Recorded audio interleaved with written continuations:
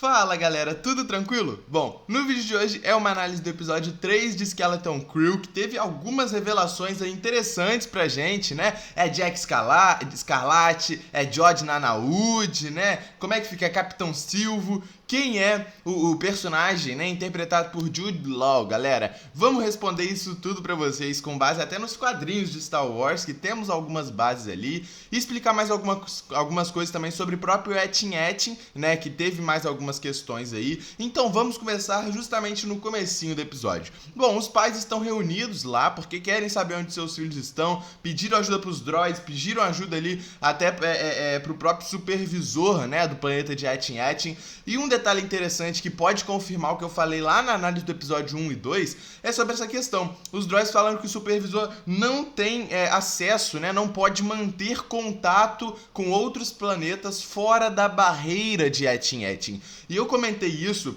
porque eu havia falado, né, que todo mundo de Etin está sendo enganado. E eu comentei que os pais poderiam saber de alguma coisa, porém, com essa fala aqui do droid, a gente consegue saber que não. Nem os pais sabem o que realmente é Etin, né? Os pais, inclusive, são analistas do dinheiro da velha república de Etin e não sabem por quê, entende? E eles são completamente ignorantes em relação a isso, entende? E os droids, quando o droid, né, comenta que o supervisor não pode manter contato, é justamente por isso, porque Etin ainda segue a linhagem da velha república, nós não sabemos quem é esse supervisor, e provavelmente esse supervisor pode até estar se beneficiando do dinheiro da velha república. Sim, porque Etin, como a gente viu no próprio episódio, é um planeta escondido. Escondido por quê? Porque ainda segue as doutrinas da velha república e tem todo aquele dinheiro que vale muito, galera. Por isso que ele é escondido, né? E bom, vimos ali também ele saindo ali daquele porto pirata, né? E bom, vemos ali o Jod Nanawood, né? O Capitão Silvio,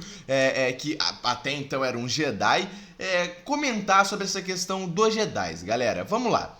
Ele realmente é um Jedi? Jod Nanawood é um Jedi, galera? Não, é revelado justamente isso no próprio episódio. Então isso não é um mistério pra mim nem pra você. É respondido no próprio episódio, entende? Mas ele é o quê? Ele usou a força? Ele fez mágica, como as próprias crianças teorizaram, né? Ah, ele pode ter usado imã ali. Galera, vamos lá, né? Ele respondeu isso pra gente também no episódio. Talvez vocês não perceberam. Quando ele tava conversando com a própria KB, a KB questionou se ele realmente era um Jedi, né, e tal. Ele não respondeu em nenhum momento que era, e ele até fala isso no episódio. Em nenhum momento eu falei que era Jedi. E realmente, ele não confirmou em nenhum momento que era um Jedi. Porém, ele ainda assim pode usar a força. Ué, mas se ele usa a força, ele é um Jedi? Galera, nem sempre. Pra ser um Jedi, tudo bem, tem que usar a força e tal, porém você tem que passar por todo aquele treinamento Jedi, você tem que realmente ser um Jedi. E a mesma coisa até para um Sith, você tem que passar por todo um treinamento de Jedi, depois você cai e vira um Sith, entende? Porém, não é todo mundo que tem a força e é um Jedi, sabe? A gente sabe disso. Ele responde nisso no episódio quando ele fala pra KB. Todo mundo tem a força dentro de você. Você só tem que saber usar, no caso, né? E bom, isso aqui a gente já foi até respondido em inúmeras produções de Star Wars. Todo mundo tem a força dentro da gente. Se eu não me engano, o próprio Luke Skywalker em algum filme responde isso. Ele comenta, né, que todo mundo porta da força. Você só tem que saber utilizar dela. E então, sim, ele pode estar fazendo magia, né, mágica ali? Pode. Porém, eu acho que não. Eu acho que realmente Jod Nanawood pode sim ter a força dentro de si. Ele só não sabe usar totalmente, né? Porque se ele soubesse usar totalmente, ele seria um Jedi ou um Sith, independente, Jedi caído. Tem várias inúmeras aí colocações. Porém, eu acho que sim, ele pode sim utilizar da força. E um detalhe interessante, quando ele vai lá salvar, né, o SM-33 que tá preso e tal, a gente vê ele conversando com um membro pirata, né? E um detalhe é que aquele carinha ali, né, se eu não me engano é o Jacker Price, né? O nome daquele serzinho ali que tá conversando com ele, que chama ele de Capitão Silvio, que é, como eu falei até na análise do primeiro e segundo episódio, eu teorizei que ele poderia ser o Capitão Silvio, que é aquele capitão lá do primeiro episódio que tá liderando os piratas e tal, e realmente, né, ele é aquele cara, aquele serzinho ali que tá conversando com ele quando ele vai pegar o SM-33, a voz é do próprio Alfred Molina. Sim, o Dr. Octopus, né? Que fez o Dr. Octopus nos filmes do Homem-Aranha. Só um detalhezinho, né? Outra referenciazinha easter egg também é quando ele liga aquele droid, né? E o droid é um droid imperial, né, do episódio 2, se eu não me engano, né, dos filmes, né, do episódio 2, e ele até, quando é ligado, ele fala, ganhamos a guerra,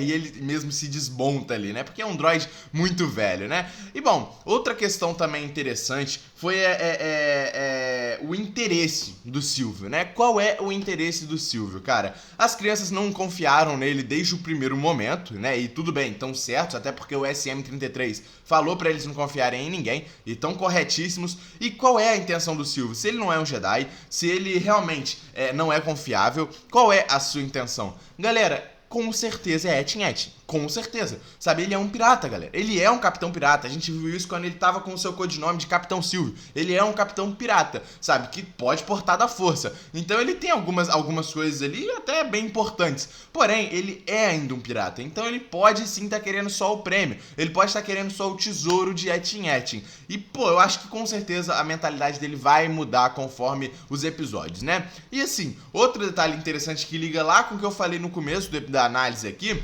foi quando as crianças estão comentando que seus pais são analistas do dinheiro de Etin-Etin. E bom, por que a maioria dos pais, né, de Etin-Etin são analistas e ficam tomando conta desse dinheiro de Etin-Etin? Porque é o dinheiro da Velha República, galera. É um dinheiro raro, é um dinheiro que vale muita coisa, entende? E eles não sabem disso. Os próprios pais acham que a Velha República ainda é a comandante da galáxia, entende? Pra eles a Velha República ainda não caiu, pra eles o Império ainda não aconteceu. E isso explica as próprias crianças não saberem das guerras, como a gente viu lá na continuação do episódio, né? E bom, outra questão foi a KB ser a She-Knows, né? Ela sabe demais. A KB desvendou o mistério, né? Botou o Jordan Nanaud na parede até ele falar a verdade, né? E realmente, ela ficou desconfiada, né? E é natural, entende? Até ele contar totalmente a verdade. E eu gostei muito disso, porque até a própria capitã, né, fala, a Fer, né? Ela comenta que a KB pode ser uma Jedi também, porque ela ouviu o droid chegando. Ela pode? Galera, pra ser um Jedi você tem que passar pelo treinamento, mas pra ter a força, é só você saber lidar com a força. A gente viu isso até em Ahsoka, não foi? Em Ahsoka. A gente viu isso, personagens ali de Ahsoka, né, que dominaram a força sem ser um Jedi, entende? Então a força você tem ela dentro de você. E isso explica o Jordan Nanaud poder ter a força mesmo não sendo um Jedi. E quando eles chegam ali, né, na Lua pra falar com a Kin, que é aquela corujinha, né, a gente já vê o próprio Jordan Nanaud também pousando a nave bem longe, né, já mostrando que ele realmente não é confiável. E quando eles estão caminhando ali em frente ao planeta, é uma clara referência àquela cena de ET, né, da bicicleta passando em frente à Lua, só que no caso eles estão andando em frente a um planeta na Lua, né, foi uma referenciazinha. E quando eles estão andando, toca uma trilha sonora que a gente já conhece, né, de Star Wars. E bom, chegamos a Kin, a nossa corujinha e parceira da Nova República, né? E cara, aqui a gente tem muita informação, né? Bom, primeiro, informações sobre o próprio Etin-Etin mesmo, né? Apesar dela estar enrolando ali eles, e até quando eles chegam ali, quando o Jordan Nanaud fica de frente com aquela porta a gente já conhece, é uma porta também muito conhecida com a gente aí de Star Wars, né? E bom, a Kin, ela é uma pessoa confiável sim, o George que não é, né? E ele fala que ela não é uma pessoa confiável e tal, mas ela sim é uma pessoa confiável e ela chama a própria Nova República, galera. E assim, vamos agora pros detalhes que a gente teve. Primeiro, né, ele é Jordan Nanaud ou ele é Jack Scarlat? Bom, ele fala o seu nome verdadeiro, que realmente é Jordan Nanaud para as crianças.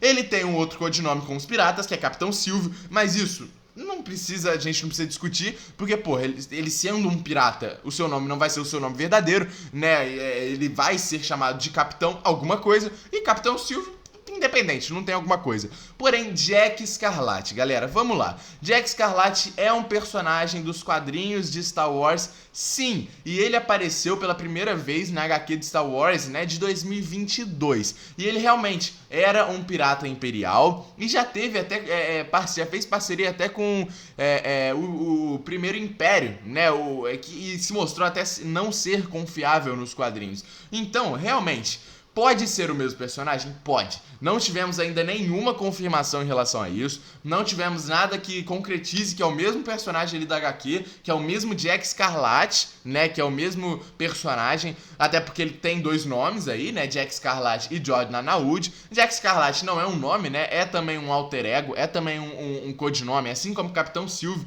o seu nome realmente é Jordan Anaud, né? Porém, a gente precisa saber se é realmente esse personagem dos quadrinhos, que também era um pirata imperial, né? E assim, nos quadrinhos, ele não porta da força e não é um Jedi. Então a gente precisa entender isso também. Bom, segundo o próprio Jude Law, que é o personagem que faz aí o Jordan Anaud, né? Ele respondeu pra gente que no episódio 7 vai mostrar mais do passado do Jordan Anaud, do Jack Scarlat. Então nós vamos ter as respostas só no episódio 7, galera. E agora vamos falar sobre Etin, cara. Vamos lá. Primeiro, quando a Anakin, né, a corujinha, mostra pra gente que não tem um mapa pra Etin e que Etin é sim um mito e é contado em cantigas pras crianças, é contada nas escolas, em livros, né, e tudo mais.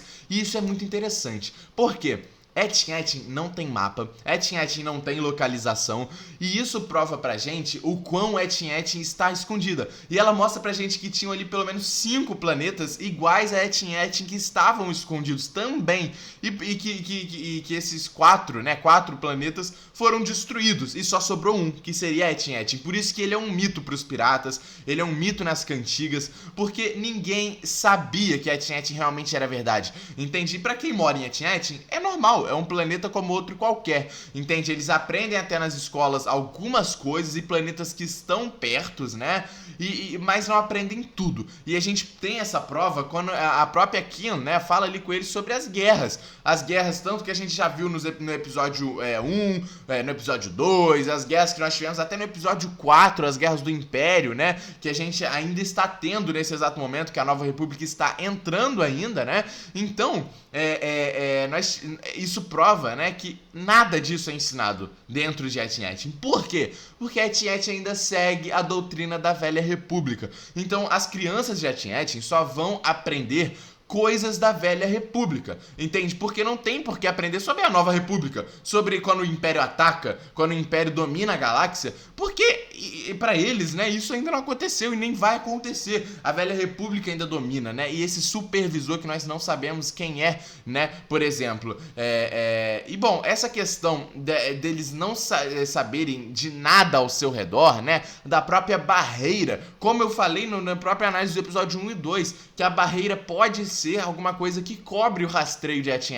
Ninguém consegue achar Etin por causa da barreira que está em volta. E aqui confirma isso pra gente, né? Que essa barreira serve justamente como um neutralizador de rastreio para Etin. Então isso já confirma o que eu falei lá na análise do episódio 1 e 2. Essa barreira, e por isso explica, né? O supervisor não poder se comunicar depois da barreira, ninguém poder sair da barreira de Etin, porque se ele se comunica através da barreira, depois da barreira, com outros planetas ao redor de Etin, vão descobrir a localização de Etin. E não podem, por causa do tesouro que é a Velha República, entende? E um detalhe interessante foi quando o Will, né, o Quill ali, o elefantinho, né, ele comenta pra gente sobre o que eles aprendem nas escolas de Etin, que em volta de Etin eles têm Coruscant, né, e Alderaan. Alderaan e Coruscant são planetas ao redor de Etin.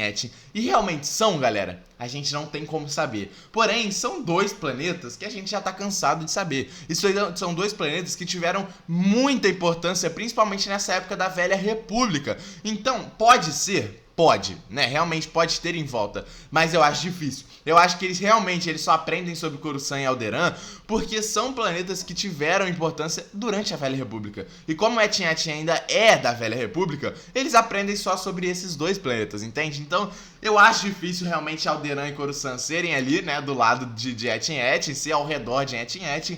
mas eu acho sim muito provável que eles só estejam aprendendo isso por causa da Velha República mesmo, né? E bom, no finalzinho nós tivemos também grandes referências ali aos primeiros filmes de Star Wars, né? Com o próprio Win ali mexendo ali na parte de armamento da nave e tal, aquelas nossa grande guerrinha espacial ali, né?